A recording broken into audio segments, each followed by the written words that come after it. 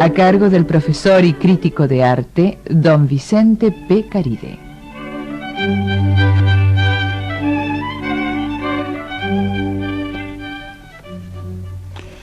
En nuestra audición anterior mantuvimos un diálogo con el maestro Raúl Soldi, integrante de la Academia Nacional de Bellas Artes, y el diálogo se entabló sobre un aspecto de su labor, las pinturas murales, tanto religiosas como aquellas otras en moradas civiles.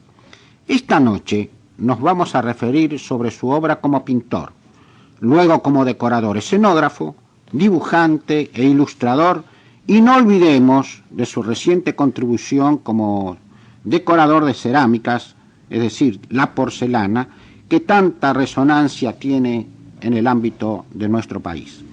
Con ello contribuimos a trazar dentro de este itinerario biográfico-artístico la relevancia de una personalidad generosa, cristalina, que configura un estilo. Pues la imagen y el color soldiano otorgan significación al proceso histórico-cultural del arte en la Argentina, con la jerarquía estética que lo distingue.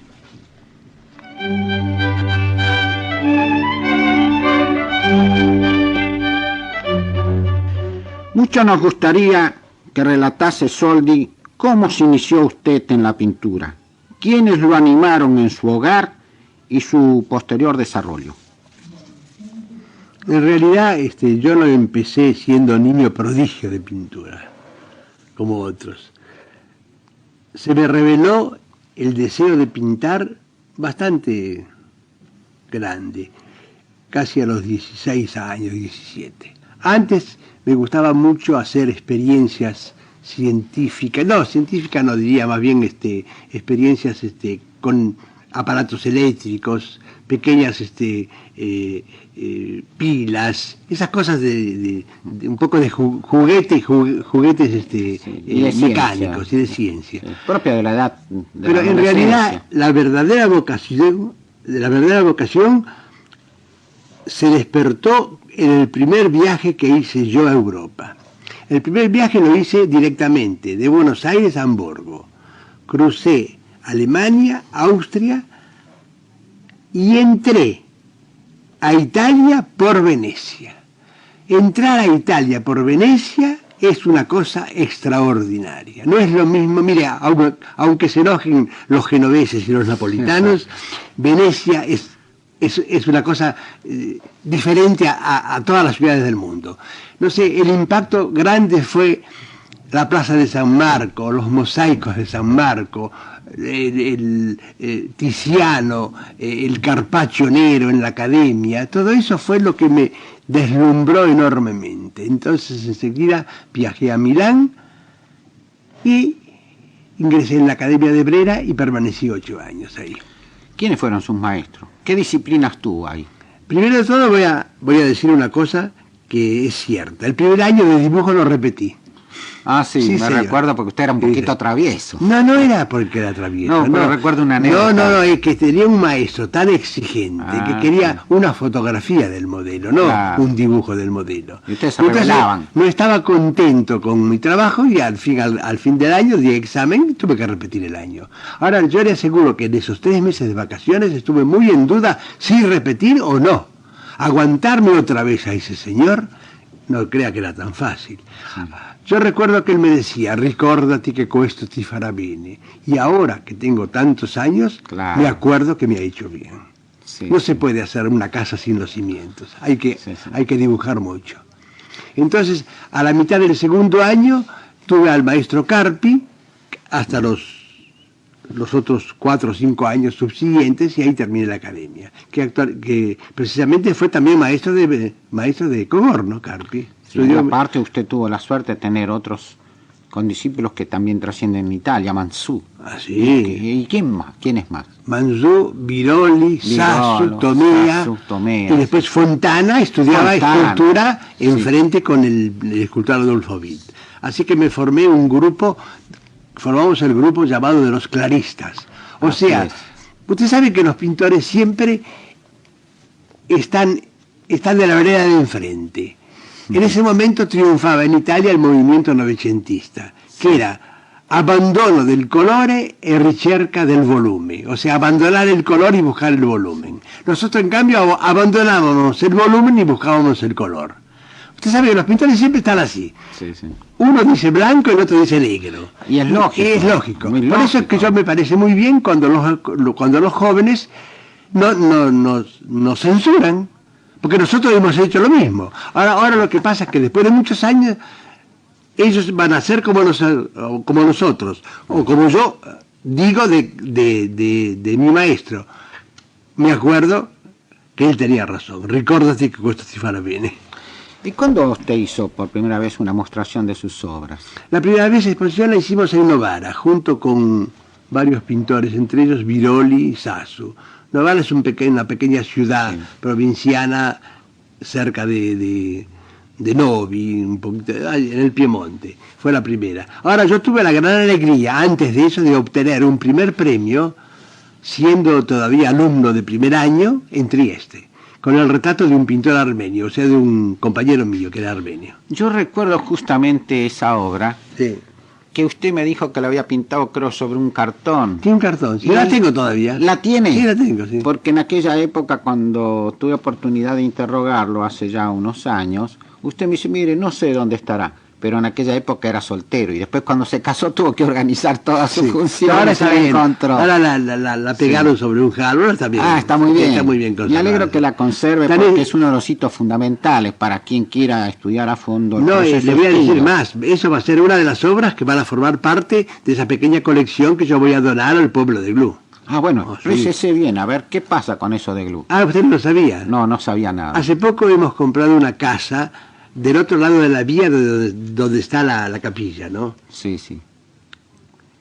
Y quiero hacer una reforma y donar 30 obras. Yo pienso que son lo mejor que uno ha hecho, porque tuve la suerte que cada vez que hago una exposición el mejor cuadro no se lo compran.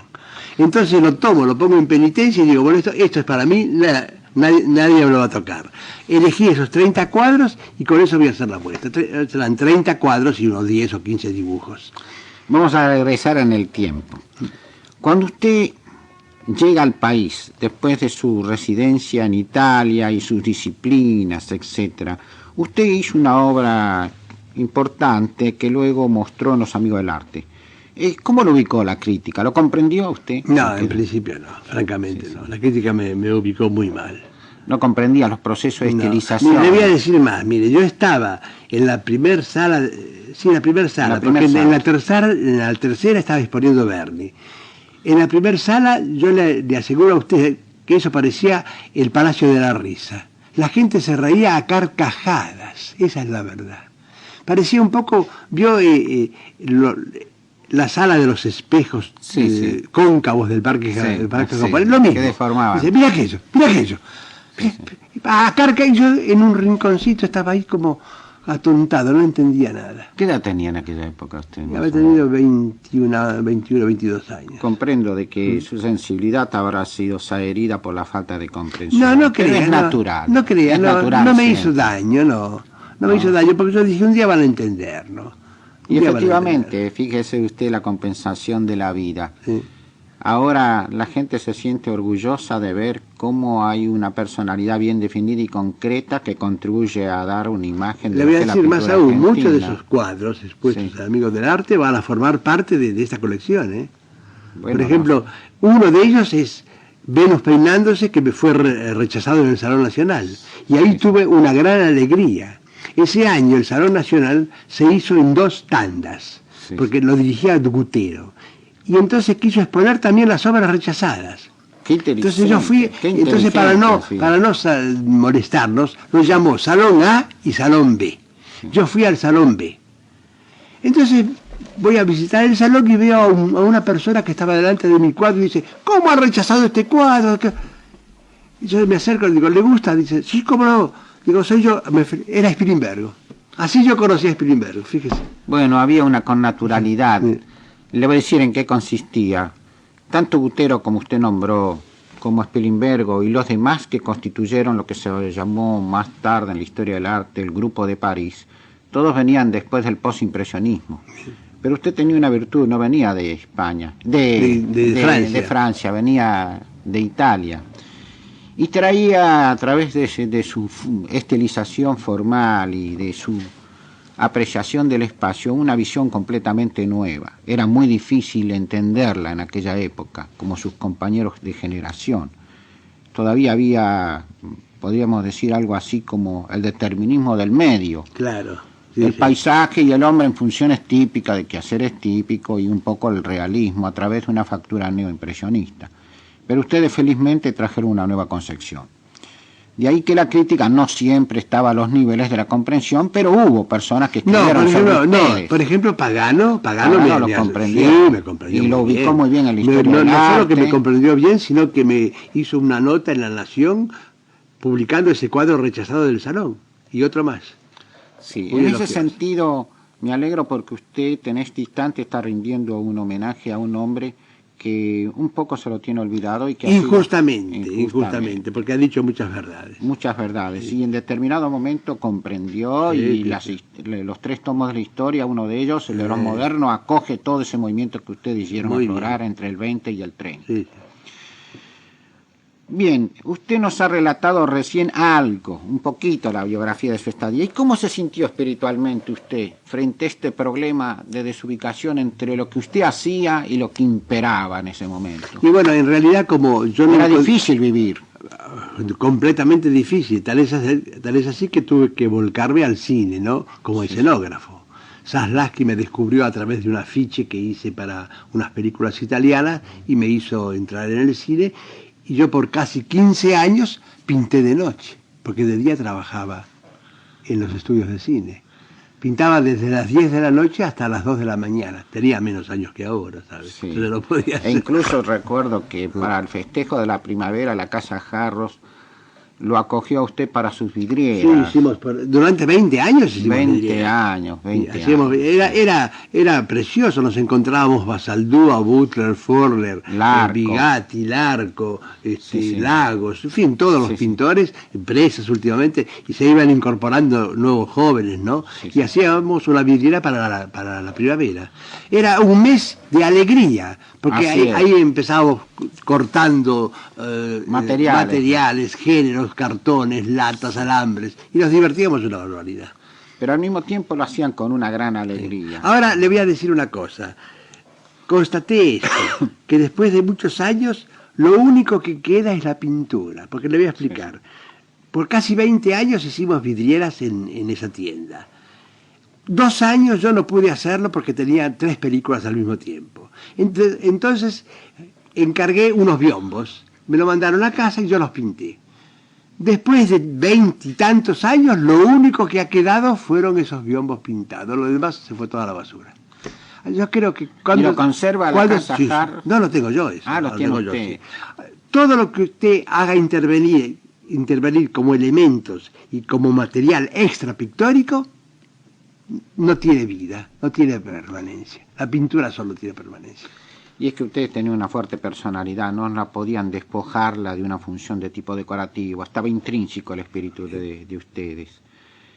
Hace breves días, maestro, usted convocó a una reunión de prensa e informó sobre la falsificación de sus obras y también de otros artistas. Como artista creador y académico, ¿cómo ilustraría a nuestra audiencia sobre esta acción creciente que se viene desarrollando en el ambiente del país y también en el extranjero, ¿no? Con todos los artistas que adquieren prestigio? Cito en nuestro ambiente específicamente Spilimbergo, Vittorica, Figari, usted, que han sido un poco así reproducidos por manos inexpertas, ¿Sabe? Lo que más materializadas. duele no es la parte, digamos, material, eso no tiene ninguna importancia. Lo que más duele es que alguien tenga en su casa un cuadro o un dibujo que crean que es de tal artista y no lo es. Sí, sí. No sé, es una especie de estafa moral. Una estafa moral, ¿no? Claro. Por ejemplo, dice, mire qué lindo esta cosa de Spilimbergo, y resulta que no es de Spilimbergo. Mire qué lindo que está esto de Figari, no es de Figari. Es una cosa, no sé... interna, que sí, lo mortifica. Mortifica. Fundamentalmente, mortifica, sí. En el caso suyo, que aparte de que tiene un ángel, su pintura, que es intransferible, ¿no? Aparte de que desprestigia, mortifica, Sí. pero de una manera extraordinaria al creador. ¿Y cómo estima usted, maestro, que podríamos darle una pequeña solución a estos problemas? Así? Yo no sé, yo hice... Usted en el ámbito de la academia, ¿cómo lo abordó este problema? Y la academia se preocupó de esto. Sí, Pero sí. ¿sabe lo que pasa? Que hay no sé, razones legales que no son tan fáciles de vencer, ¿sabe? Claro, claro. Porque, por ejemplo, copiar un cuadro no es pecado. Usted No. sabe que en todos los museos del mundo está lleno de copistas que copistas. copian únicamente lo que no le permiten es hacerlo de la misma medida, Sí, o sí. más chico o más grande. Sí, sí, Ahora, el pecado y la falsificación está en la firma. claro. Al ponerle la firma, es ahí la falsificación. Sí, Porque sí. copiarlo no. Sí. Entonces es necesario descubrir al autor en el momento que está haciendo la firma. Ahora, yo hago lo que me dijo un juez. Cuando viene a mis manos una obra falsa, yo la rompo o la retengo, no la devuelvo. Pero fue muy generoso. He leído en los diarios que usted a veces a las personas que lo han estafado, usted le ha obsequiado con un cuadro hecho Sí, por pero usted. ¿sabe lo que pasa? Que Pero después- claro, había muchos que se... ¿Sabe lo que pasa? Que después tuvo se que le despertó terminar la especulación. porque si no hacían fila. Sí. Últimamente hubo algo un poco resonante con respecto a la falsificación. Tomaron una reproducción suya y encima le colocaron Sí, colores. han hecho, por ejemplo, la última falsificación fueron los dibujos de para Juana de Ibarburo. Las ¿También lenguas se eso? llaman, sí, las Eso no 15 lo sabía. planchas. Las 15 Sí. planchas. Y han hecho la falsificación en cierto sentido inteligente, ¿no? Han hecho un grabado del grabado, de la Sí, reproducción han hecho un grabado. Y han impreso en seco, sin tinta. Ajá. Entonces el papel húmedo queda hundido un poco y después lo han reseguido con el lápiz. Pero fíjese. Sí, los falsificadores. Me acuerdo que una vez Alberti me dijo, yo quisiera un día escribir un libro sobre falsificaciones, porque realmente hay cosas muy extraordinarias. Le voy a contar una que es muy graciosa. Por ejemplo, hace muchos años cuando estuvo Bardi acá, Sí. que es el que formó el Museo de Museo de- Chateaubriand en Sí, San Pablo. San Pablo, sí. En esa Mario época Bardi. era la época de las vacas flacas. Sí. Entonces me dijo, ¿por qué no me ayudás te podés ganar unos pesos? Me barnizás unos cuadros y lavás algunos, los limpiás. Y yo fui, era la colección Pelerano. Estaba lavando una virgen. Con agua, usted sabe que el óleo se lava con agua y jabón de Marsella sin potasa. Y veo que el manto de la Virgen desaparece y aparece un desnudo. Era un desnudo de un pintor italiano, Dolci. Sí, sí. La razón es la siguiente, ese cuadro está prohibido exportarlo de Italia. Entonces lo disfrazaron Sí, como a no, témpera. interpreto bien, sí. Con témpera le pintaron el manto. El agua remueve la témpera y apareció el desnudo. Así que fue una especie de striptease plástico. Y a propósito de esta cita de Dolci para poderla hacer pasar a través de aduana, ¿qué problemas tienen ustedes los artistas cuando van al exterior? Ah, bárbaro. Todavía no se ha resuelto eso. No se ha resuelto. Mire, yo hace poco, el año pasado, hice una exposición en Paraguay, en Asunción. Sí. Tuve que depositar, firmar un escrito por la cantidad de obras que llevaba y tenía que reingresar la misma cantidad de obras a Buenos Aires. Así que quiere decir que el pintor que exporta cuadros no puede vender en el extranjero. Qué lamentable para nuestra cultura que caramba. justamente el arte es una imagen del país, que prestigia al país y Claro. que hace muy bien al país. Ojalá que queden muchos cuadros de pintores argentinos en el extranjero. Es la Claro. mejor propaganda. Claro, los países sobreviven antes que por las razones económicas, por la trascendencia de su capacidad creadora. Quiero hacerle una pregunta que es importante y no solemne, sino que es, ¿cómo le aconsejaría a usted a un joven artista, usted que lleva una auténtica vocación y posee una vasta experiencia creadora, cómo se debe formar y cultivar la vocación artística? Y yo le aconsejaría a un joven hacer lo que hice yo. Sí, sí. O sea, trabajar mucho, poner también un poco la picana y cuestionar la obra de los más grandes también, porque nosotros lo hemos hecho en su momento, pero al mismo tiempo respetarla. Estimo que usted quiere decir que hay que tener un obstinado rigor académico Sí, para después sí. despojarse No se puede y a hacer menos. aflorar su propia vivencia. No se puede a menos. Usted que todos los días está trabajando y luego de cuando en cuando ve a algunos artistas jóvenes, he tenido oportunidad de concelebrar con ellos el entusiasmo de lo que habían recogido cuando usted va a una exposición, cuando alienta una exposición, cuando parece que evocara momentos de aquellos que usted mencionó en nuestra audición por falta de comprensión en determinados momentos, y que ellos acogen sabiendo que alientan con paciencia que usted ha tenido, con renunciamiento que ha tenido, la configuración de una personalidad que saben que tiene que ser así, con obstinado rigor para decir cosas. Obstinado rigor Sí, sí. para que después, un día, Claro. aparezca la obra como si fuera un milagro, Una que es el fruto del obstinado rigor. Claro, Yo sí. creo que Sí, sí, el fruto del obstinado rigor Sí. es justamente el milagro, sí, sí. o sea, lo que comúnmente se llama inspiración, que es el producto de los fracasos. Usted en una oportunidad dijo que sufría en cada cuadro como si fuera la primera vez que pintaba. Exactamente igual. Usted se angustia en la creación para crear esa felicidad que tienen sus imágenes, que es una Mire, eterna primavera. Si hay tiempo, pues ¿Cómo no? voy a leer una cosa de Picasso. Dígalo, Mire, maestro. acabo de leer un libro que se llama Conversaciones con Picasso de Brassai. Sí, Él dice así, Picasso: no sé nada. Las ideas son simples puntos de partida. Es raro que las pueda expresar tal como me vienen en la mente. En cuanto me pongo a trabajar, me surgen otras en la punta de la pluma. Para saber lo que se quiere dibujar, hay que empezar a hacerlo. Si surge un hombre, hago un hombre. Si surge una mujer, hago una mujer. Dice un refrán español muy gracioso: si tiene barba es San Francisco, y si no, la Purísima Concepción.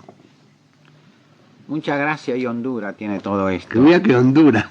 Sí, es. Ahora, esto es el producto del obstinato rigore. Así es. Claro. Sí, sí. La libertad No, solo no, se no, va- no sale con barba solo porque quiere Claro, salir con claro, barba. claro. Sale por el obstinato rigore. Claro, uno conduce su propia vivencia para que tenga una finalidad trascendente.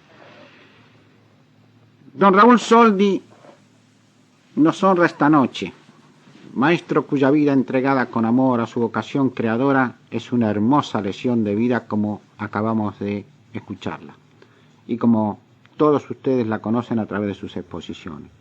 Un artista alejado de las teorizaciones, un luchador constante en busca de lo personal, un artista con fe, verdadera fe inquebrantable, que nos trae a la memoria aquello de Manrique: velar se debe la vida de tal suerte que viva quede en la muerte. Maestro Soldi, muchas gracias, y esta es su casa para cuantas veces pueda usted comunicarse con nuestra audiencia. Buenas noches. Buenas noches, Caride.